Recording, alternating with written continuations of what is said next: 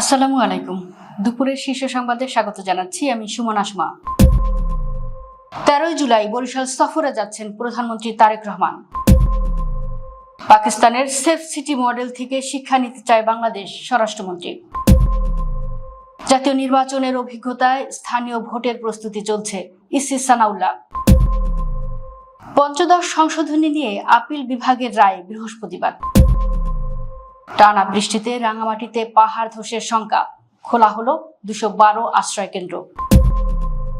উগ্রবাদী সন্দেহে গ্রেপ্তার আতাউল্লাহকে বহিষ্কার করল এনসিপি। মিরপুরে স্বেচ্ছাসেবক দলের নেতাকে গুলি, এক হামলাকারী আটক। জোয়ারের পানিতে ডুবেছে সেন্ট মার্টিনের নিম্নাঞ্চল, উত্তাল সাগরে বাড়ছে আতঙ্ক। টানা বৃষ্টিতে বান্দরবানে বন্যা, খালে ভেসে প্রাণ গেল শিশুর।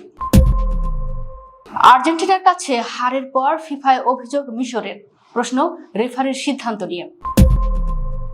নাজাফে খামিনির জানাজায় লাখো মানুষের ঢল, বৃহস্পতিবার মাশহাদে দাফন।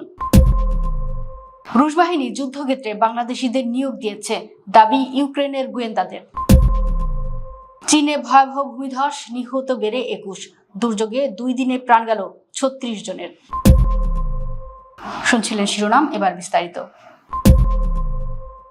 বাংলাদেশ সরকারের প্রধানমন্ত্রী ও বিএনপির চেয়ারম্যান তারেক রহমান আগামী 13 জুলাই বরিশাল সফরে যাচ্ছেন। সরকার প্রধান হিসেবে দায়িত্ব নেওয়ার পর বরিশাল বিভাগে এটি হবে তার প্রথম আনুষ্ঠানিক সফর। তারেক রহমানের এই আগমনকে ঘিরে দক্ষিণাঞ্চলের সাধারণ মানুষ ও বিএনপির নেতাকর্মীদের মধ্যে ব্যাপক আগ্রহ তৈরি হয়েছে। মঙ্গলবার সন্ধ্যায় বরিশাল মহানগর বিএনপির সদস্য সচিব জিয়াউদ্দিন শিকদার সফরের বিষয়টি নিশ্চিত করেন। নগর নিরাপত্তা জোরদার ও প্রযুক্তি নির্ভর আইন শৃঙ্খলা ব্যবস্থার উন্নয়নে পাকিস্তানের সেফ সিটি উদ্যোগ বাংলাদেশের জন্য কার্যকর মডেল হতে পারে বলে মন্তব্য করেছেন স্বরাষ্ট্রমন্ত্রী সালাউদ্দিন আহমদ। সোমবার যুক্তরাষ্ট্রের নিউ ইয়র্কে জাতিসংঘ সদর দপ্তরে পাকিস্তানের স্বরাষ্ট্র ও মাদক নিয়ন্ত্রক বিষয়ক মন্ত্রী সৈয়দ মোহসিন নাকভির সঙ্গে অনুষ্ঠিত দ্বিপক্ষীয় বৈঠকে তিনি এ মন্তব্য করেন। বৈঠকে বাংলাদেশের প্রতিনিধি দলের নেতৃত্ব দেন স্বরাষ্ট্রমন্ত্রী সালাউদ্দিন আহমেদ এবং পাকিস্তানের প্রতিনিধি দলের নেতৃত্ব দেন সৈয়দ মোহসিন নাকভি। দুই দেশের স্বরাষ্ট্র মন্ত্রণালয়ের ঊর্ধ্বতন কর্মকর্তারাও এতে অংশ নেন। ভবিষ্যতে আরো নিরপেক্ষ, অন্তর্ভুক্তিমূলক ও অংশগ্রহণমূলক নির্বাচন আয়োজনের লক্ষ্যে কাজ করছে নির্বাচন কমিশন, এমনটাই জানিয়েছেন নির্বাচন কমিশনার আবুল ফজল মোহাম্মদ সানাউল্লাহ।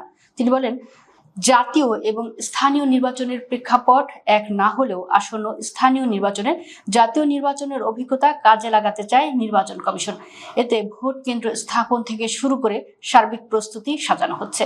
বুধবার রাজধানীর একটি হোটেলে নির্বাচন পর্যবেক্ষণ, সংস্কার ও নির্বাচন ব্যবস্থা নিয়ে অংশীজনদের সঙ্গে আয়োজিত সংলাপে তিনি একথা জানান। এরই মধ্যে স্থানীয় সরকার নির্বাচনের বিধিমালায় কাজ চলছে জানিয়ে ইসি সানাউল্লাহ জানান, জাতীয় নির্বাচনের অভিজ্ঞতায় স্থানীয় ভোটের প্রস্তুতি চলছে।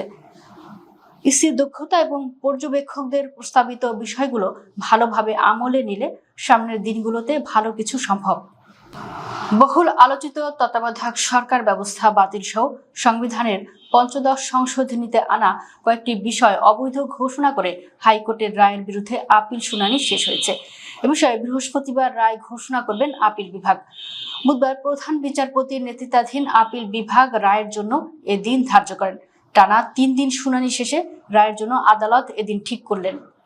টানা মাঝারি থেকে ভারী বৃষ্টির কারণে রাঙামাটির বিভিন্ন এলাকায় পাহাড় ধস ও ছোট ছোট ভাঙনের ঘটনা ঘটেছে। সম্ভাব্য দুর্ঘটনা এড়াতে জেলা প্রশাসন 212টি আশ্রয় কেন্দ্র খুলেছে এবং ঝুঁকিপূর্ণ এলাকায় বসবাসকারীদের দ্রুত নিরাপদ স্থানে সরে যেতে অনুরোধ জানিয়েছে। বুধবার সকাল পর্যন্ত রাঙামাটি আবহাওয়া অফিস 190 মিলিমিটার বৃষ্টিপাত রেকর্ড করেছে। অতিরিক্ত বৃষ্টির কারণে জেলা শহরের বিভিন্ন এলাকায় পাহাড় ধসের ঝুঁকি বেড়েছে। সরজমিনে দেখা যায়, পার্বত্য চট্টগ্রাম উন্নয়ন বোর্ড কার্যালয়ের সামনে সড়কে ভাঙন সৃষ্টি হয়েছে। এছাড়া ভেদি, মুসলিমপাড়া, চেঙ্গিমুখ ও পাবলিক হেলথ এলাকায় পাহাড়ের ছোট অংশ ধসে পড়েছে। বৃষ্টি অব্যাহত থাকলে বড় ধরনের ক্ষয়ক্ষতির আশঙ্কা করছেন স্থানীয় বাসিন্দারা। উগ্রবাদী সংগঠনের কার্যক্রমের সঙ্গে জড়িত সন্দেহে গ্রেপ্তার হওয়া জাতীয় নাগরিক পার্টির গাজীপুর মহানগর কমিটির যুগ্ম সদস্য সচিব আতাউল্লাহ শাহকে স্থায়ী বহিষ্কার করেছে দলটি। মঙ্গলবার দলটির দপ্তর সেলের সদস্য সাদিয়া ফারজানা দিনা স্বাক্ষরিত নোটিশে এই সিদ্ধান্তের কথা জানানো হয়েছে। সংগঠনের নীতি ও আদর্শ পরিপন্থী কর্মকাণ্ডে জড়িত থাকার বিষয়ে একটি গুরুতর অভিযোগ উত্থাপিত হওয়ায় তাকে স্থায়ী বহিষ্কার করা হয়েছে বলে জানানো হয়। রাজধানীর মিরপুরে দুর্বৃত্তদের গুলিতে মিরপুর থানা স্বেচ্ছাসেবক দলের যুগ্ম আহ্বায়ক সাইফুল ইসলাম সিজু গুরুতর আহত হয়েছেন। মঙ্গলবার রাত 9:30টার দিকে মিরপুর 10-এর চৌরঙ্গি মার্কেটের নিচে এই ঘটনা ঘটে। আহত অবস্থায় সিজুকে ঢাকা মেডিকেল কলেজ হাসপাতালে নিয়ে যান স্থানীয়রা। এ ঘটনায় আগ্নেয়াস্ত্র সহ শান্ত ভুইয়া নামক এক যুবককে গ্রেফতার করেছে পুলিশ। টানা ভারী বর্ষণ ও উত্তাল সাগরের কারণে দেশের একমাত্র প্রবাল দ্বীপ সেন্ট মার্টিনে জোয়ারের পানির উচ্চতা বেড়েছে। এতে দ্বীপের বিভিন্ন নিম্নাঞ্চল প্লাবিত হয়ে পড়েছে। বড় বড় ঢেউ উপকূলে আছড়ে পড়ার আতঙ্কের মধ্যে দিয়ে কাটাচ্ছেন স্থানীয় বাসিন্দারা। মঙ্গলবার পর্যন্ত টানা 3 দিন ধরে কক্সবাজার, টেকনাফ ও সেন্ট মার্টিন এলাকায় ভারী বৃষ্টিপাত অব্যাহত রয়েছে। একই সঙ্গে উত্তর পূর্ব দিক থেকে দমকা হাওয়া প্রবাহিত হওয়ায় বঙ্গোপসাগর আরো উত্তাল হয়ে উঠেছে। বান্দরবানে টানা 4 দিনের ভারী বর্ষণে বন্যা সদৃশ পরিস্থিতির সৃষ্টি হয়েছে। পাহাড়ি ঢল, জলাবদ্ধতা ও নদ নদীর পানি বেড়ে যাওয়ায় জেলার বিভিন্ন এলাকার জনজীবন বিপর্যস্ত হয়ে পড়েছে। পরিস্থিতি মোকাবেলায় জেলার 7 উপজেলায় 220টি আশ্রয় কেন্দ্র প্রস্তুত রাখা হয়েছে। এদিকে পাহাড়ি ঢলের পানিতে ভেসে নাইখংছড়ি উপজেলার বাইশারি ইউনিয়নে আলিয়া সুলতানা নামে 5 বছরের এক শিশু কন্যার মৃত্যু হয়েছে। 2026 ফিফা বিশ্বকাপের শেষ 16তে আর্জেন্টিনার কাছে 3-0 গোলে হারের পর ম্যাচের রেফারিং নিয়ে ফিফার কাছে আনুষ্ঠানিক অভিযোগ করেছে মিশর ফুটবল অ্যাসোসিয়েশন। রুদ্ধশ্বাস লড়াইয়ে এই ম্যাচে ফরাসি রেফারি ফ্রাঁসোয়া লেতেরিস্কের কয়েকটি সিদ্ধান্ত নিয়ে অসন্তোষ প্রকাশ করেছে মিশর। ইএফএ সভাপতি হানি আবু রিদা ম্যাচের রেফারি লেতেরিক্সে এবং তার সহকারী সিরিল মুনিয়ে ও মেহেদি রহমানির সিদ্ধান্তগুলো তদন্তের দাবি জানিয়েছেন। যুক্তরাষ্ট্র ইসরায়েলের হামলায় নিহত ইরানের সর্বোচ্চ নেতা আয়াতুল্লাহ আলী খামেনির জানাজাকে কেন্দ্র করে ইরাকের পবিত্র শহর নাজাফে লাখো মানুষের সমাগম হয়েছে। তেহরান ও কুমে কয়েকদিন ব্যাপী শোকানুষ্ঠান শেষে বুধবার রাতে তার মরদেহ নাজাফে নেওয়া হয়। ইরাকের ধর্মীয় ও রাজনৈতিক নেতাদের অনুরোধে সেখানে বিশেষভাবে শেষ শ্রদ্ধা জানানোর আয়োজন করা হয়েছে। ইরানের সংবাদ মাধ্যম তাসনিম নিউজ এজেন্সির তথ্য অনুযায়ী নাজাফের বিভিন্ন সড়কে শোকাহত মানুষের ঢল নামে। সামাজিক মাধ্যমে ছড়িয়ে পড়া ভিডিওতে দেখা যায় খামেনি ও তার পরিবারের সদস্যদের কফিন বহনকারী গাড়িকে ঘিরে হাজারো মানুষ শেষ শ্রদ্ধা জানাচ্ছেন। পরে মরদেহ ইমাম আলীর পবিত্র মাজারে নেওয়া হলে সেখানে জানাজা ও বিশেষ দোয়া অনুষ্ঠিত হয়। রাশিয়ার সেনাদের একটি ফোন আলাপ আরিপেতে শোনার কথা জেনেছে ইউক্রেনের গোয়েন্দারা। সেখানে একজন রুশ সেনাকে বলতে শোনা যায় তিনি বাংলাদেশ থেকে আসা 2জন বিদেশি ভাড়াটে সেনাকে খুঁজে পেয়েছেন। ওই 2জন খার্কিভের যুদ্ধক্ষেত্রে পথ হারিয়ে ফেলেছিলেন। ইউক্রেনের প্রতিরক্ষা মন্ত্রণালয়ের গোয়েন্দা অধিদপ্তরের পক্ষ থেকে এ তথ্য জানানো হয়েছে। আরিপেতে শোনা ওই কথোপকথন অনুযায়ী ওই রুশ সেনা বাংলাদেশি ভাড়াটে সেনাদের কল সাইন কিংবা অবস্থান সম্পর্কে কিছুই জানতেন না। বলা হয়েছে ফোনের এক প্রান্তে থাকা রুশ সেনাটি ওই 2জন বাংলাদেশি ভাড়াটে সেনার নাম জানতে পেরেছিলেন।